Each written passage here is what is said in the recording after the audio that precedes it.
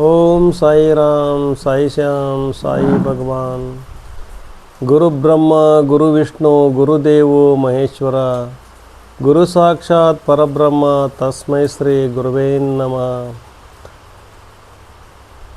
ಇವತ್ತಿನ ದಿವಸ ನಾನು ಭಾರತದ ಅತ್ಯಂತ ದಾರ್ಶನಿಕ ಸ್ಥಳಗಳಲ್ಲಿ ಒಂದಾಗಿರ್ತಕ್ಕಂಥ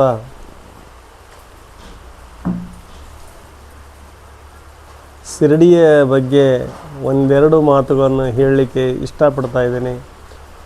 ಅದಕ್ಕಿಂತ ಪೂರ್ವ ನನ್ನ ಹೆಸರು ಗುಡ್ಡಪ್ಪ ರಾಮಣ್ಣ ಕಾಮನಹಳ್ಳಿ, ಹಾವೇರಿ ಜಿಲ್ಲೆ ಹಾನಗಲ್ ತಾಲೂಕಿನ ಚಿಕ್ಕೇರಿ ಹೊಸಳ್ಳಿ ಗ್ರಾಮದವನು. ನಾನು ವೃತ್ತಿಯಲ್ಲಿ LIC ಪ್ರತಿನಿಧಿಯಾಗಿ ಕೆಲಸ ಮಾಡ್ತಾ ಇದ್ದೇನೆ.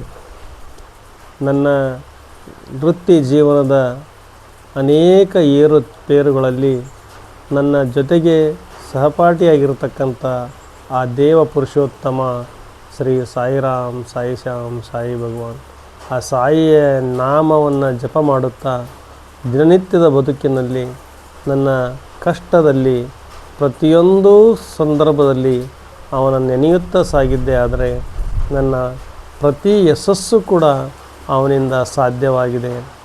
ನಾನು ರಸ್ತೆಯಲ್ಲಿ ತೆರಳುತ್ತಿದ್ದಾಗ ನನಗೆ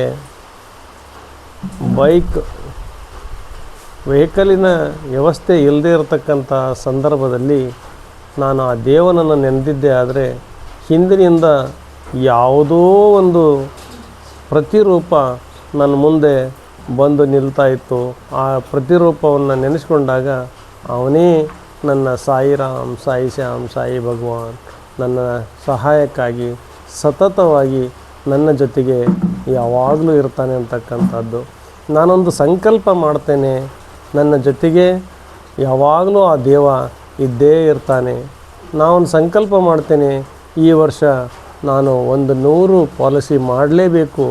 ಅದಕ್ಕೆ ನಿನ್ನ ಶಕ್ತಿ ಬೇಕು, ನಿನ್ನ ಪ್ರೇರಣೆ ಬೇಕು, ನಿನ್ನ ಸಾಕ್ಷಾತ್ ನನಗೆ ದರ್ಶನ ಆಗಬೇಕು ಅಂತ ಬೇಡಿಕೊಂಡಾಗ ಆಯಿತು ಅನ್ನೋ ಭರವಸೆಯನ್ನು ಅದು ಯಾವ ರೂಪದಲ್ಲಿ ಕೊಡ್ತಾನೋ ಗೊತ್ತಿಲ್ಲ. ಪ್ರತಿ ವರ್ಷ ನನಗೆ 100 ಪಾಲಿಸಿ ಮಾಡತಕ್ಕಂಥ ಶಕ್ತಿ ಕೊಟ್ಟಿದ್ದಾನೆ. ಆ ರೀತಿ ನಾನು ದುಡಿತೇನೆ. ಪ್ರತಿಯೊಂದು ಸ್ಪರ್ಧೆಯಲ್ಲಿ ಕೂಡ ನಾನು ಯಶಸ್ಸನ್ನು ಗಳಿಸ್ತಾ ಇದ್ದೇನೆ. ಅದಕ್ಕೆ ಪ್ರೇರಣೆ ಶಕ್ತಿಯೇ ಈ ನನ್ನ ದೇವ ಸಾಯಿರಾಮ್ ಸಾಯಿ ಶ್ಯಾಮ್ ಸಾಯಿ ಭಗವಾನ್. ಪ್ರತಿನಿತ್ಯ ಎಲ್ಲರ ಬದುಕಿಗೂ ಕೂಡ ಹಸಿರಾಗಲಿ ಅಂತೇಳಿ ಆತನನ್ನು ನೆನೆದಿದ್ದೇ. ಆದರೆ ಇಂದಿನ ಭವಿಷ್ಯತ್ತಿನ ಅನೇಕ ಕುಂದುಕೊರತೆಗಳಿಗೆ ಅವ ಪ್ರೇರಣೆ ಶಕ್ತಿ ಆಗೇ ಆಗ್ತಾನೆ. ಯಾವ ಭಕ್ತನೂ ಕೂಡ ಸಂಕಷ್ಟದಲ್ಲಿದ್ದಾಗ ಆ ಸಂಕಷ್ಟವನ್ನು ಪರಿಹಾರ ಮಾಡತಕ್ಕಂಥ ಅನೇಕ ಉದಾಹರಣೆಗಳನ್ನು ನಾನು ನೋಡಿದ್ದೇನೆ. ನನ್ನ ತಾಯಿಗೆ ಆರೋಗ್ಯ ಸರಿ ಇಲ್ಲದಾಗ ಪ್ರತಿದಿನವೂ ಕೂಡ ಸಾಯಿರಾಮನ ಒಂದು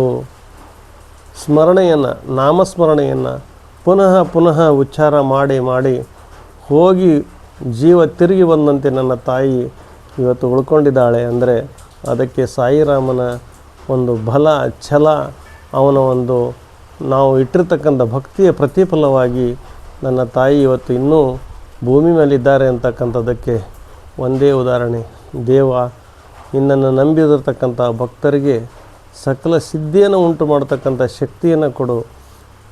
ನಿನ್ನ ನೋಡಲಿಕ್ಕೆ ನಾವು ಶಿರಡಿಗೆ 1 ವರ್ಷ ಹೋಗಿದ್ವಿ. ಅಲ್ಲಿ ನೋಡಿರ್ತಕ್ಕಂಥ ಅಷ್ಟೊಂದು ಭಕ್ತ ಸಮೂಹದ ನಡುವೆ ಅವರೆಲ್ಲರ ಪ್ರಾರ್ಥನೆ, ಅವರೆಲ್ಲರ ಭಕ್ತಿ ಭಾವಕ್ಕೆ ಪರಿವಶನಾಗಿ ನಾನೂ ಕೂಡ ಮೈ ಮರೆತೆ. ನಿಜಕ್ಕೂ ಬಂದಿದ್ದಕ್ಕೂ ಕೂಡ ಸಾರ್ಥಕ ಅಂತಕ್ಕಂಥದ್ದು. ಸುಮಾರು 800 ಕಿಲೋಮೀಟರ್ ದೂರ ಇರತಕ್ಕಂಥ ಶಿರಡಿಯನ್ನು ನೋಡ್ತಕ್ಕಂಥದ್ದೇ ಒಂದು ಭಾಗ್ಯ. ನಿನ್ನನ್ನು ಸಕಲ ಪ್ರಾಣಿಗಳಲ್ಲಿಯೂ ಕೂಡ ನೀನು ದಯವನ್ನು ಇಟ್ಟೆ. ನಿನ್ನ ಮಠದ ತುಂಬವೆಲ್ಲ ನಾಯಿಗಳದೇ ಸಾಮ್ರಾಜ್ಯ. ಆದರೂ ಕೂಡ ಯಾರಿಗೂ ಕೂಡ ಘಾಸಿಗೊಳಿಸಿರ್ತಕ್ಕಂಥ ಆ ಒಂದು ದಿವ್ಯ ಶಕ್ತಿ ನನಗೆ ನಿಜಕ್ಕೂ ರೋಮಾಂಚನ. ಓ ದೇವನೇ, ಉರಿತಕ್ಕಂಥ ಬೆಂಕಿಯಲ್ಲಿ ಪಾಯಸವನ್ನು ಮಾಡಿ ಆದರೆ ಬರೀ ಕೈಯಲ್ಲಿ ಕೈಯಾಡಿ ನೀನು ಎಲ್ಲರಿಗೂ ಉಣಬಡಿಸಿದೆ.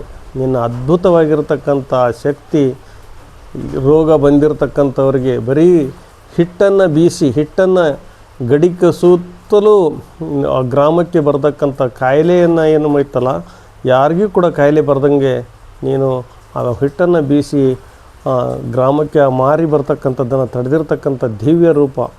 ಆಗಿನ ಕಾಲ ಬಿಡಿ, ಈಗಿನ ಕಾಲದಲ್ಲಿಯೂ ಕೂಡ ನಂಬಿದವರಿಗೆ ಎಲ್ಲ ರೀತಿಯ ಸಹಾಯ ಮಾಡ್ತಕ್ಕಂಥ ದಿವ್ಯ ಶಕ್ತಿ ಇದ್ದಾನೆ. ಆಸ್ತಿಕರಿಗೂ ಕೂಡ ದೇವನಿದ್ದಾನೆ, ಅನಾಸ್ತಿಕರಿಗೂ ಕೂಡ ದೇವನಿದ್ದಾನೆ.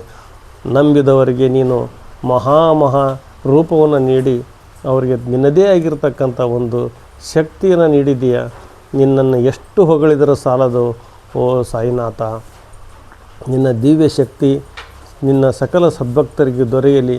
ನಿನ್ನನ್ನು ನಂಬಿರ್ತಕ್ಕಂಥ ನನ್ನಂಥ ನೂರಾರು ಭಕ್ತರಿಗೆ ನಿನ್ನ ಕರುಣೆ, ನಿನ್ನ ಆಶೀರ್ವಾದ, ನಿನ್ನ ಸಹಾಯಸ್ತ ಸದಾ ಇರಲೆಂದು ನಾನು ಬೇಡಿಕೊಳ್ಳುತ್ತೇನೆ.